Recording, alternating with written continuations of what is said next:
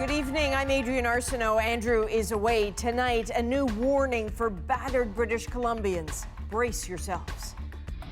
I would just caution that we are dealing with very active weather for the foreseeable future. The race to clean up and shore up before a so-called parade of storms blows through. We need to get the mud out. We need to get the things fixed before everything freezes solid here. Also tonight, the $100 million problem for P.E.I.'s potato farmers. Why they're losing their U.S. export market. Our beef right now is not with the United States. It's the Minister of Agriculture for Canada who's wielding this knife. More than 3 years after his truck hit the Humboldt Broncos bus, what happens next to the man behind the wheel? He told me that he made a big mistake. And why a trip to visit Santa could be an extra hot commodity this year. This is The National. British Columbia is trying to stitch itself back together, but with the landscape still drowned and shattered by a record-breaking atmospheric river of rain, eyes are on what is coming, and that's a foreboding forecast. 8 days after the historic deluge, parts of the province remain underwater. Breaches in a critical dike, patched with stone, sand, and hope. Travel remains restricted. Gasoline is rationed. A whole town evacuated, infrastructure gutted. And according to the forecast, now bearing down on all of it is one storm after another. On the ground, David Common shows us a province rushing to regain footing before the skies darken again with yet another storm. This is our trailer. This is all we've got. And that's not much. Cheryl Douglas's home is underwater. Her town, Merritt, partly uninhabitable, leaving her no option other than this Walmart parking lot. In living in this trailer is 5 adults, 10 dogs, 4 birds. Up the road in Princeton, the mayor says he needs soldiers, hundreds of them now. I won't hide it. The bureaucracy between us and where we need to be is standing in the way. We need to get the mud out. We need to get the things fixed before everything freezes solid here. The urgency is again weather. More atmospheric river systems bringing rain Thursday and then again Saturday. Snow in places, pounding already saturated ground. I would just caution that we are dealing with very active weather for the foreseeable future, at least as far as the forecast is available with some certainty. As those floodwaters have receded, they have exposed enormous damage. And so 24 hours a day, in many places in this province, this is the kind of work going on, trying to rebuild that infrastructure just so people can get places. And look at this, a road that just abruptly ends. A key dike near Abbotsford, cut into pieces by surging waters, is now mostly plugged, while the CP rail link should be restored Tuesday. There are many setbacks, though. A major east-west highway was reopened for emergency traffic, though another landslide briefly knocked it out. Meanwhile, farmers are surveying the damage. Yeah, Brussels sprouts and like the berries. That's not good. On top of the livestock losses, fruit and vegetable plants have faced a mass kill. So, David, we've watched BC pull together and cope, day after day after day. What are you hearing from people you've been speaking with today? They're exhausted, whether it's those farmers you see in the story or the work crews behind me. They've been going nonstop for a week. And, this comes after one day got a month's worth of rain. And now in the aftermath of that, they're having to do years of work in just a matter of a few days. There is, though, some good news. The city of Merritt, which had been facing an evacuation order, is partially rescinding that tomorrow. The mayor, though, Adrian, warning people who will be coming back that it's a changed town. I bet. David Common in Barrowtown, BC tonight. Thank you, David. Now, as David indicated, the last thing British Columbians want to hear is that more bad weather is coming. This is how a meteorologist with Environment and Climate Change Canada put it earlier today. I couldn't say this more succinctly, but to say that there's really a parade of storms, one after the next after the next. Okay, so that doesn't sound good. Let's bring in CBC News meteorologist Johanna Wagstaff to break this all down for us. So what are British Columbians, Joe, in the affected area looking at in the days ahead? Well, Adrienne, luckily, this system that's hitting the south coast tonight is not coming in too heavily. Take a look at this, maybe 10 to 20 millimeters for places like Abbotsford. It's actually more of a snowmaker for the mountain passes, bringing 25 to 30 centimeters for those highways tonight. And that means significant moisture for the top of our watershed. So the real concern is the next atmospheric river starting Wednesday. And this one could bring over 80 millimeters of rain, plus all that melting snow. And Adrienne, there's another one expected by the weekend. It's hard to get an accurate prediction on those rainfall totals, but any rain, not great news considering how saturated the grounds are. Okay, we keep hearing that phrase. So let's talk about these atmospheric rivers. Can you take us through how they just became so much of a threat? Yeah, they've been called pineapple expresses out here, tropical punches, but atmospheric rivers are a real meteorological term and a very real hazard for the West Coast. Atmospheric rivers are literal rivers in the sky. These narrow conveyor belts transport huge amounts of water vapor from the equator northward. They're often only a few hundred kilometers wide, but can stretch thousands of kilometers long. And when they make landfall, they can bring intense rainfall in a short amount of time, rising snow levels and strong winds. As this column of air hits the mountains on the west coast, the downpours can lead to flooding, power outages, and landslides. For BC, they are quite common in the fall and the winter, but climate change has already meant the intensity of these events has increased. And as the climate continues to warm and the atmosphere can hold more moisture, climate projections have shown a nearly four-fold increase in atmospheric rivers hitting Western North America by the end of the 21st century. And the threat of flood is compounded by another type of extreme weather, drought and wildfires that erode trees and soil, a natural buffer for the loss of rain. We need to plan for a future with more of these kinds of events, I'm afraid, Adrienne. Yeah, no kidding. All right, Johanna, I know we will be talking again soon. Thank you for this. You're welcome. But even in just the next few days, the weather is daunting. And with travel on the Fraser River restricted, volunteer guides have become a kind of lifeline. Katie Nicholson shows us the danger they already see in the water. It turns into a bit of a slalom course. Rick Stahl expertly maneuvers his jet boat through the Fraser River.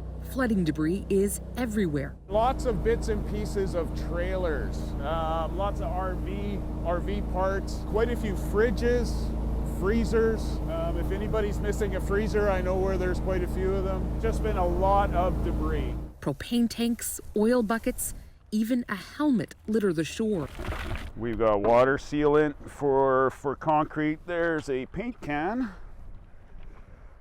It's got something in it still as well. Looks like there's paint in there. Another propane bottle here. That's a huge debris bank down below Mission. It's why Stahl and other fishing guides are working together to clean up the mess. What we have here is a really good example of erosion. So as the river rose, you can see that this whole bank here blew right out. And they're not just concerned about debris. This is salmon habitat.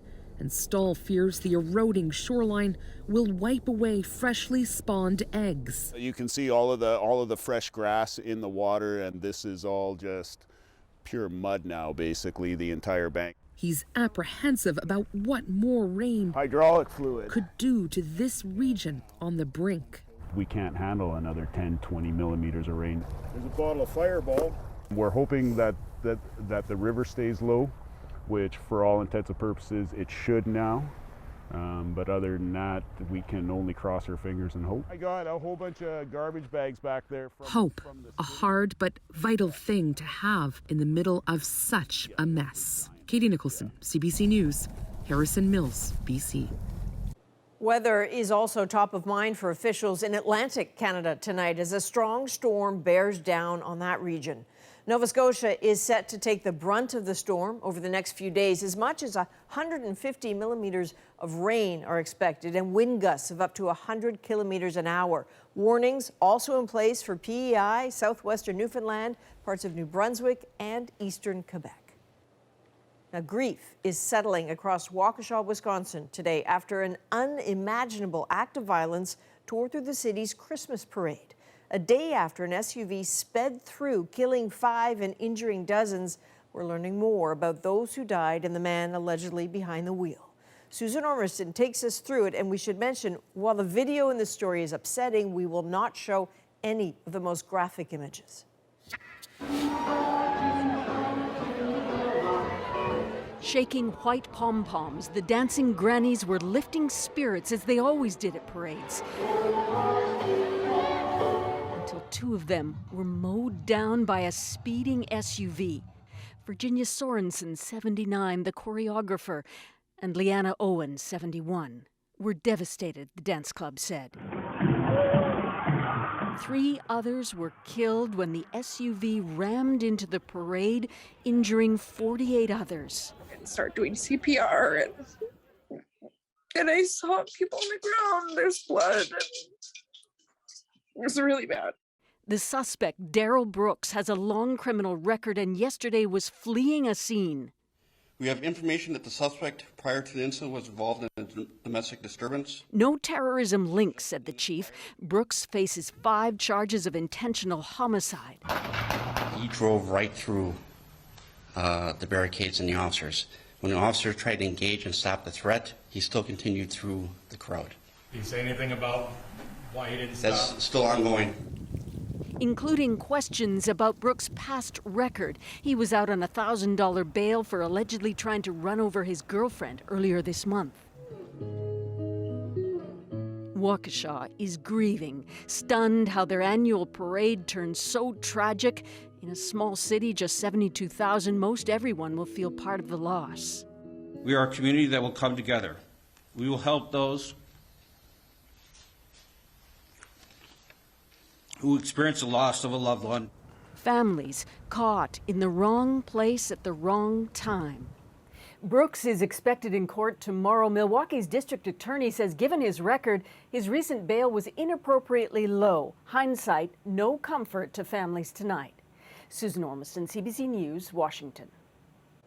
Canada's 44th Parliament sat for the first time since the fall election, and for the first time in nearly 2 years, there was nothing virtual about it. But meeting in person raised questions about who's vaccinated. Ashley Burke shows us the answers weren't always clear. Are you happy to be back? I am, thank you. For the first time in 20 months, MPs back on Parliament Hill together. Zoom was a good tool, but it doesn't meet that face-to-face. And for the first time, they need to show proof of vaccination to take their seats. Do you feel safe being back? Oh, absolutely. Unvaccinated MPs can get a medical exemption, but then need a negative COVID test. Unlike the other parties, the Conservatives won't say how many of their MPs are vaccinated, only saying that everyone is either vaccinated or got an exemption. Is it 2? Is it 3? Is it 4? Is it 5? The Liberals already raising concerns, saying the Conservatives who do have an exemption should prove it's for legitimate reasons. Statistically, the likelihood that they would have multiple people who are exempt on that basis is extraordinarily low. There might be some possibility of it, but I suppose there's a possibility that chair could fly. We have to be realistic here. Isn't it wonderful to see a full chamber of the House of Commons again? The Conservatives say their MPs are following all guidelines. The party confirmed one of its MPs has tested positive for COVID-19. Richard Lahou attended an in-person caucus retreat last week. We wish him well. He was double vaxxed. It looks like he has minor symptoms, and I hope that he comes back really soon.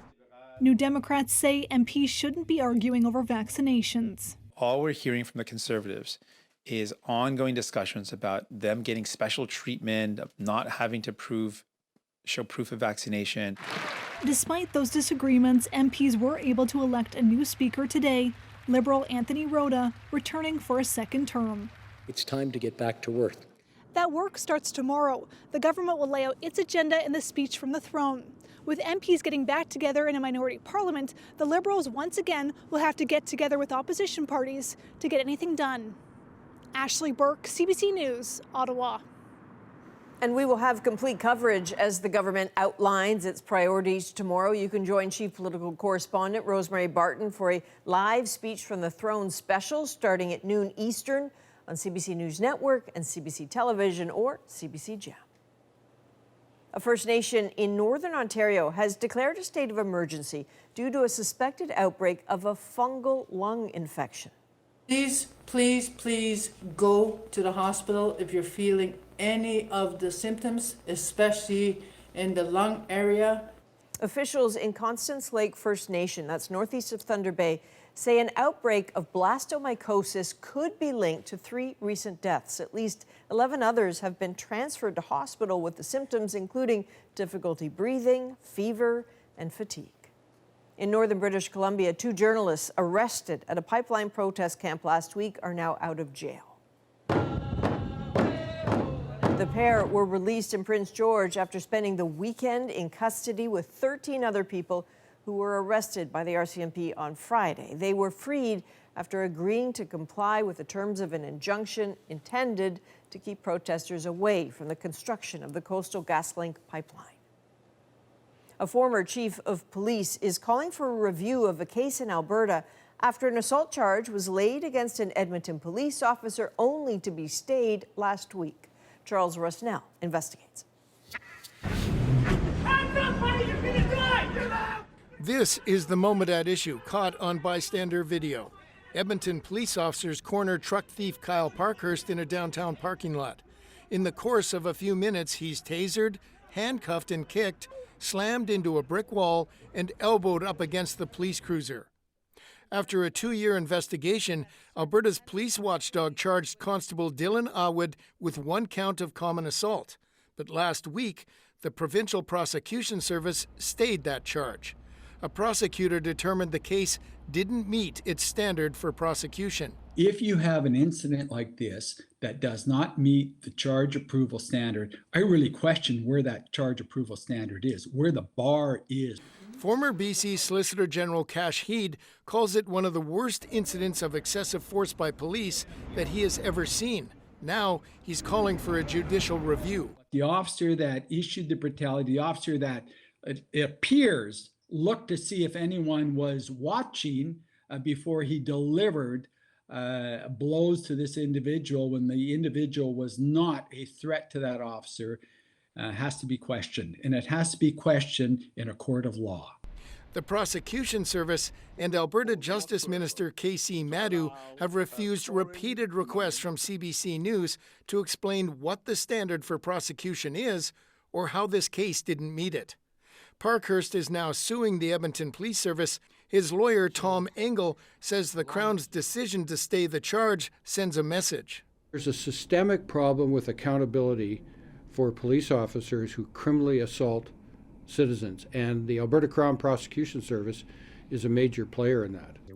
Edmonton's police chief declined comment, saying there will be an internal investigation into the incident. Charles Rusnell, CBC News, Edmonton. Prince Edward Island is demanding Ottawa reverse a sudden decision that impacts a huge industry on the island. It's over a blight that can ruin potato crops. But as Carrie Campbell explains, Islanders say their potatoes are safe. It's the politics that are ugly. After years of drought, this summer, island farmers produced a bountiful harvest, sparking hopes for record exports that were suddenly dashed. As of today, the CFIA has temporarily suspended trade of fresh potatoes from P.E.I. to the U.S. The reason? Potato wart, a fungus that looks nasty but poses no risk to human health. It shut down P.E.I.'s exports 20 years ago when it first appeared. Now there's a system to isolate fields that have it, a system the province says is working. The potato industry in Prince Edward Island is equivalent to the value of the auto industry in Ontario, the forest industry in British Columbia, the oil and gas sector in Alberta. And for a Canadian minister with a stroke of a pen in the face of good science and historical protocol to do this is inconceivable. Prompting today's decision are 2 fields on P.E.I. where potato wort was found last month. They were already closed, not just to U.S. exports, but to other provinces. But even so, the U.S. would have imposed a federal order to the same effect, which would be much more difficult to reverse. This is solely a politically based trade disruption that will limit trade in a year when potatoes are already in short supply across North America. P.E.I. has announced $10 million in provincial support, but says the lost exports could top $100 million, and it expects Ottawa to pay. Our beef right now is not with the United States. It's the Minister of Agriculture for Canada who's wielding this knife, and it's cutting us deeply here in P.E.I. But as frustrating as the export ban itself is, there are also no conditions set as to what it would take to end it. Until that happens, the country's smallest province will feel like it's being squeezed between Canada and its biggest trading partner. Carrie Campbell, CBC News, Charlottetown. Kids will start receiving vaccine doses this week, but parents still have a lot of questions. What I think is really important for parents to do is to bring their kids into the conversation. Up next, what the rollout will look like and how doctors are trying to confront anxiety about the shots. Plus, a little later, convicted in the Humboldt tragedy, he wants to stay in Canada. I just want one chance so I can give back to the community and show that I'm not a bad person, bad human being. His fight against deportation and some surprising allies. Plus, it's quite the experience, yeah. Not one I want to do again. out of the chaos of the BC floods, a little bundle of joy from the side of the highway. We're back in 2.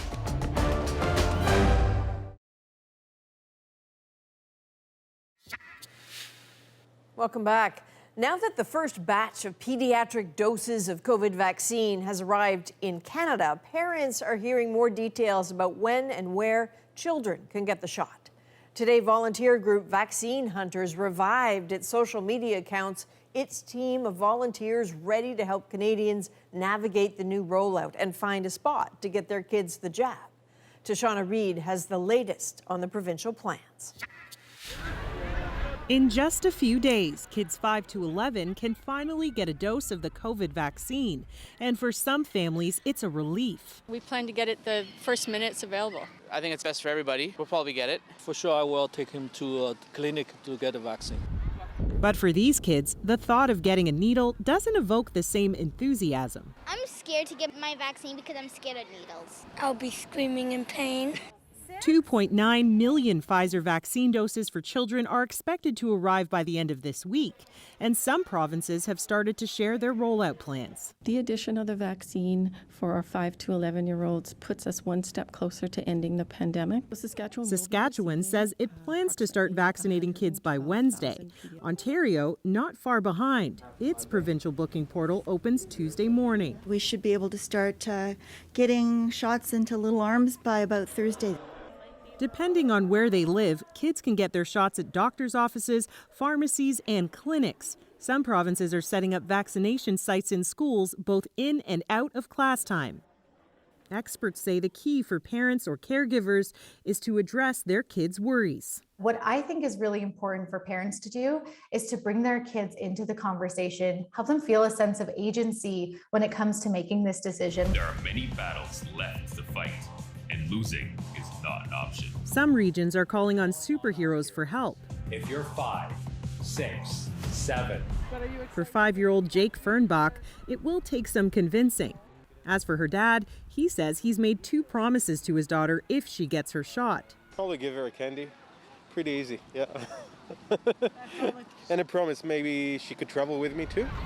For the Fernbachs, like many others, a shot means a long-awaited reunion with loved ones. Tashana Reid, CBC News, Toronto. Dr. Cora Constantinescu joins us right now. She is an infectious diseases specialist with a vaccine hesitancy clinic at the Alberta Children's Hospital in Calgary. So that makes you perfect for this discussion. You know, by and large, Doctor, we understand that the infections have been relatively mild in this age group. So what do you say then to parents who feel that maybe getting their kids vaccinated isn't entirely necessary? Yeah, many kids have had really mild disease, but not all kids are so lucky. We've seen kids in hospital, in ICU, with acute COVID, but also with multi-system inflammation.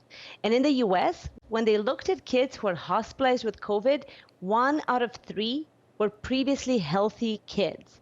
And then in addition, we have this whole collateral cost that our kids have paid to this pandemic.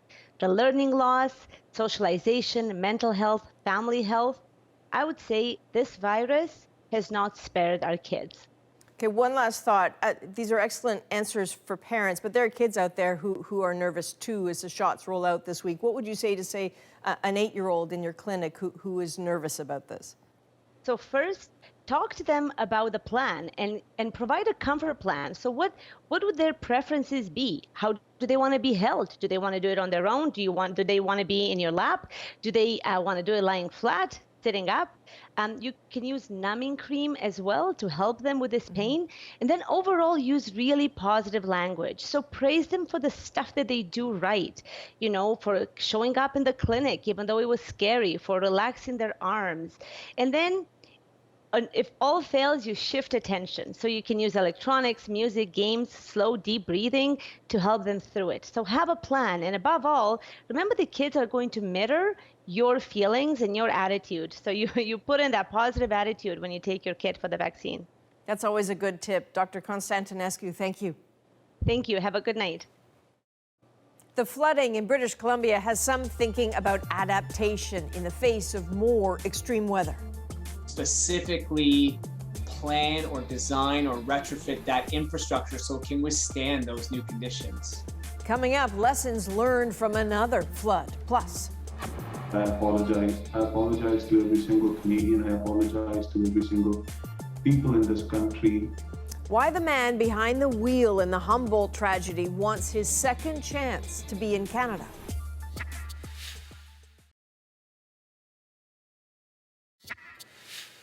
Welcome back. A tragic story felt right across Canada could take another dramatic turn as soon as next week. The man whose negligent driving caused the Humboldt bus crash is set to learn if he'll face a deportation hearing for his crimes. 16 people were killed, 13 were injured, mostly young hockey players. Some of their families support Jaskirat Singh Sidhu in his bid to stay. Others say that would deny them justice. Tonight, Karen Pauls hears from all sides, still navigating the grief of that day. Hello. Hello, Mr. Sidhu. How are you? From this boardroom in the Bowden Federal Prison in Alberta, Jaskirat Singh Sidhu is making his case to stay in Canada. I just want one chance so I can give back to the community and show that I'm not a bad person, bad human being. I'm just like everybody else. But he's not like everyone else. Sidhu will be forever defined by a deadly mistake, blowing through a stop sign with his semi-truck and double trailer, colliding with the Humboldt Broncos hockey team bus, killing 16 people and injuring 13. I apologize to every single Canadian. I apologize to every single people in this country. I apologize to all the family members. Sidhu's lawyers won't let him talk about what happened on April 6, 2018, because he's named in civil lawsuits. But he does describe his recurring nightmare. I can see the dead bodies, I can see the people crying, I can see the kids crying, I can see the first responders there, I can see myself standing there alone in the cold, and yes, everybody. So that's like, it's a scene of the devastation that was caused by me. I can see that around myself. In his criminal trial, Sidhu pled guilty to all charges against him. He did not ask for a deal or appeal his 8-year sentence, the longest one ever in Canada for dangerous driving not involving drugs or alcohol. But now, as a permanent resident serving a sentence for a serious crime, he's fighting deportation. So tell me about this picture. When Tanveer Mann misses her husband, she pages through their wedding albums. She and Sidhu got married in India just 3 months before the crash. When they got back, Sidhu took the trucking job to pay for her schooling. I never wanted him to do this because it's one of the most difficult jobs out there. Mann recalls that fateful evening, waiting for hours to hear from him. Then, when he finally called, I remember he told me that he made a big mistake. I turned my laptop on and it was disaster. And I just couldn't believe that that happened because of him. Mann doesn't want to hurt the families, but feels she must speak out on behalf of her husband.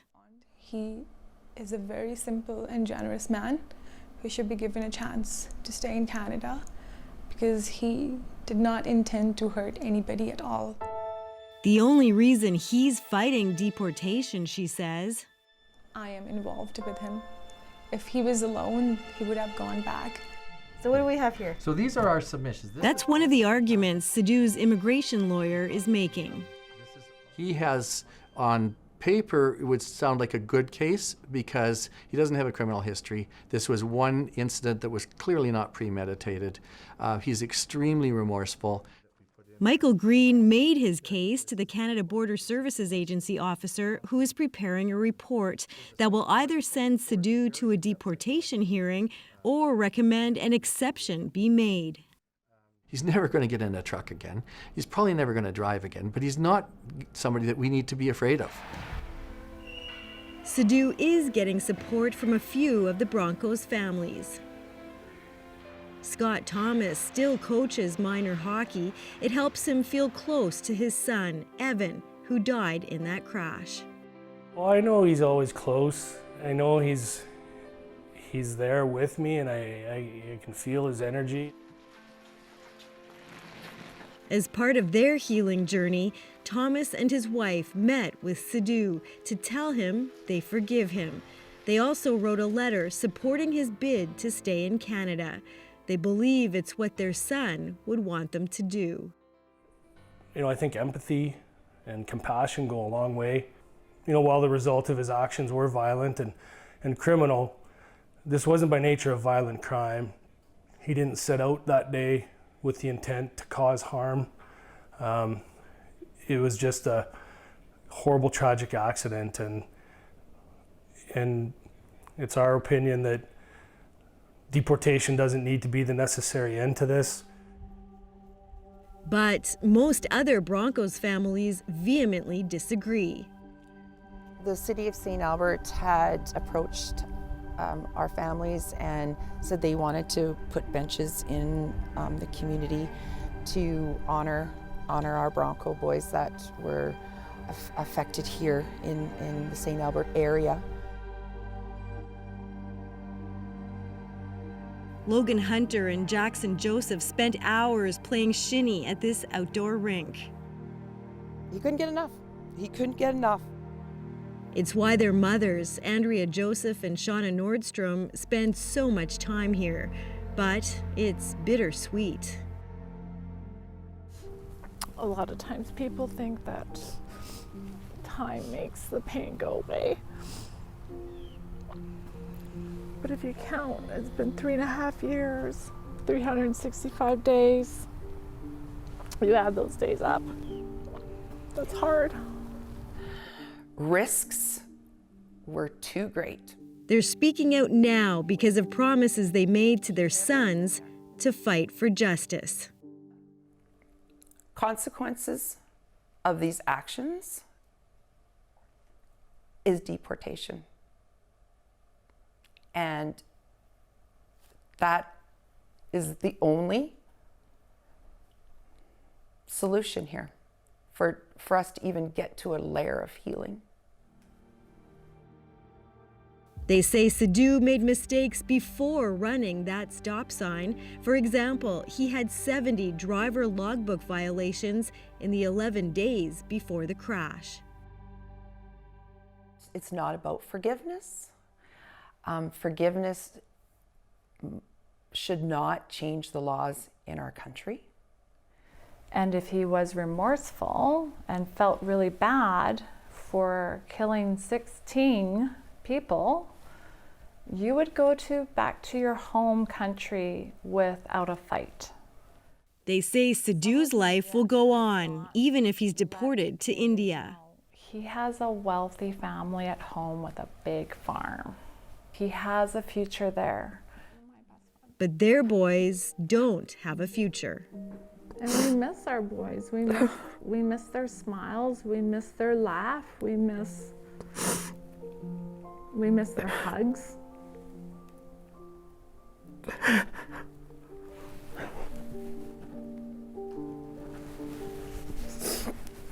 We just want justice. Most recent ones I have received. Back in prison, Sidhu gets comfort from letters like these, Canadians sending words of support. You know, we've talked about forgiveness a little bit. Have you forgiven yourself? How can you forgive yourself? Because you're the one person who has caused this much pain to everybody. I can't hide from my own self. So it's with me for my whole life. Just as it will be for the families of the Humboldt Broncos victims. Karen Pauls, CBC News, Calgary. With the flooding in British Columbia, many are warning extreme weather could become the norm. Provide a shelter from extreme heat with trees and vegetation. It keeps the temperatures down, but also in receiving urban runoff. Coming up, how some are trying to build a more resilient future. But first, as communities in BC deal with the devastating floods, a volunteer effort to get food and supplies to ravaged areas has taken flight. I don't know how it all started, honestly. It was like people were in need. We got a couple phone calls, and then it was just the Sikh Nation started coming involved. And that one is a joint effort with the whole community, with like a Muslim, Christian, Sikh, even anybody, they donate a food. What started with 3 planes is now more like a fleet. We ran it the first day, and then it got bigger, more planes the second day, and then more planes the third day, and then now we're at, I think we ran 21 planes today, or 24 planes, and 2 helicopters. As bad as things get in BC, once again, people never seem to tire of helping each other.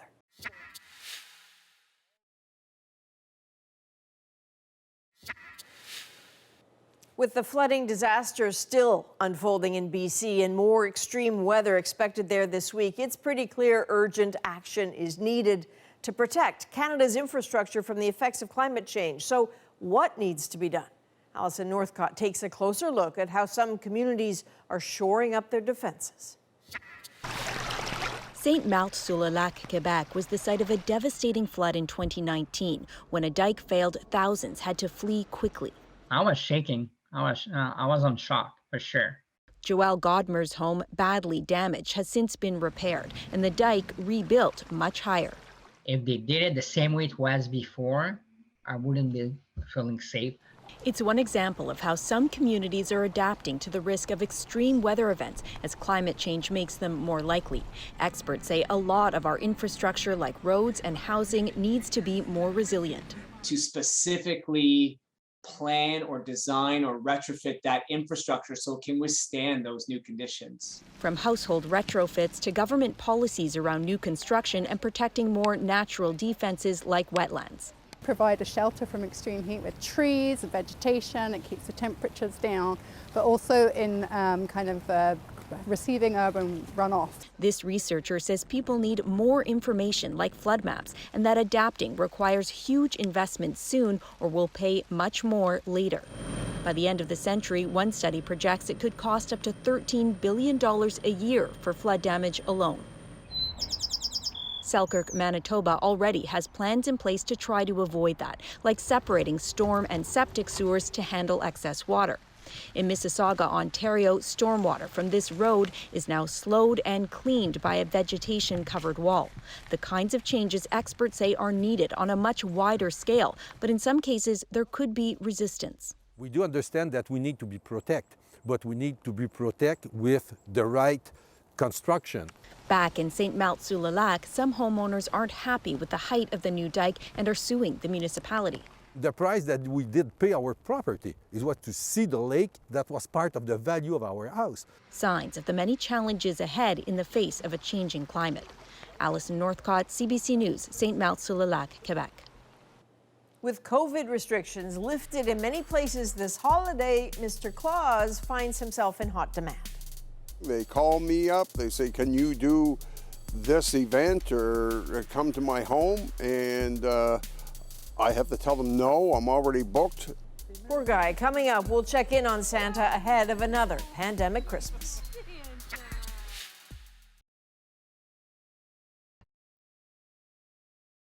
I'm Angela Starrett. Tomorrow on CBC's Daily News podcast, Front Burner. Why things are heating up again in Wet'suwet'en territory and the complicated legal questions surrounding this dispute. Subscribe wherever you get your podcasts. Welcome back. COVID-19 has created supply chain issues and manufacturing delays around the world, but the pandemic has also caused another kind of shortage, and it could affect how you celebrate Christmas, if you do. As Jamie Strachan reports, in some parts of Canada, Santa visits have become a hot commodity. Look at the camera and say hi. Say Merry Christmas, everybody. At this suburban Toronto mall, a familiar face is back for the holidays. I have photo number 1. Trouble is, with most COVID restrictions lifted in Ontario, Santa and all his stand-ins can't keep up with demand. You look at my license plate, it says I am Santa. Jeff Gilroy is in the Santa business. He's a Santa himself and supplies Santas to malls and corporate events all across southern Ontario. It's gone crazy, and right now I've turned away probably about 200 events. Bye-bye. His roster of 25 Santas is fully booked, so he's trying to sell customers on other Christmas characters. Maybe you do the Grinch and have a bit of a naughty Christmas. It's not just demand driving the Santa shortage. Many Kris Kringles aren't willing to risk the close contact just yet. For Alberta Santas, it's a different story. They can't find enough work. It's weird to see you down in Arizona. This is usually your busy season, is it not? At Santa Jeff Baddock's Arizona vacation home, there's no sleigh. And he's missing his usual chair at a Calgary mall. With COVID still surging in Alberta, he only has a handful of December gigs booked. To wake up in the morning and spend the whole day thinking, oh man, I could be out there. It really tears at the heart. I miss it a lot. In Nova Scotia, Santa Floyd is taking Christmas cheer straight to people's homes. Limits on social gatherings mean his corporate party bookings are down 90%. I have the list right here. But he's still busy. His phone is ringing off the hook. I love cookies. I have to tell them, no, I'm already booked. Do you know another Santa? And I'd say, no, I'm sorry. Are you going to have one? When things do get back to normal, he worries that long term there'll be a Santa shortage. People are aging and retiring, and I haven't seen any new recruits as of yet. Hey, jingle bells, jingle all the way. But for now, after 40 years in his red suit, he's happy most Santas are again back among people. Jamie Strachan, CBC News, Toronto. As long as he's there for the big day. And up next, Mom and Dad were stuck in traffic caused by flooding on Vancouver Island, but babies work on their own timetables. The emergency roadside birth and this family's happy ending. Next.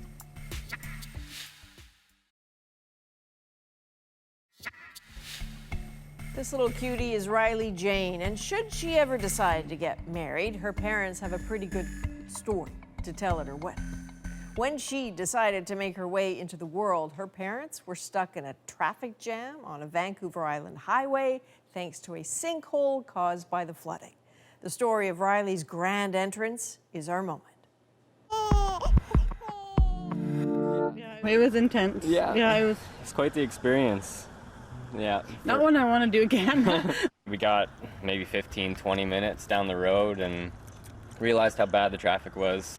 She was leaned back, taking her sweater off because she was hot and eyes closed. So we called the ambulance, and within 10 minutes, two of them had come by and put her on the gurney, and it started right there. Yeah. Yeah, the dispatcher, she was great. It made me a little nervous though because she was explaining how to give birth in the car if it came down to it, and not having been through childbirth yet or anything around it. I didn't know what to do, and she's like, grab some shoelaces, some towels and blankets. Honestly didn't think it was going to happen this way by any means. I thought I was silly for calling 911 because I still felt like we had time until the ambulance got there, and it was like a minute contractions. Thank goodness they got there when they did. Yeah, no kidding. Thank goodness they got there. Thank goodness she's okay. Thank goodness they're all okay. Nice to see one lovely thing emerge from such a rough week for people in BC. That is a national for November 22nd. Good night.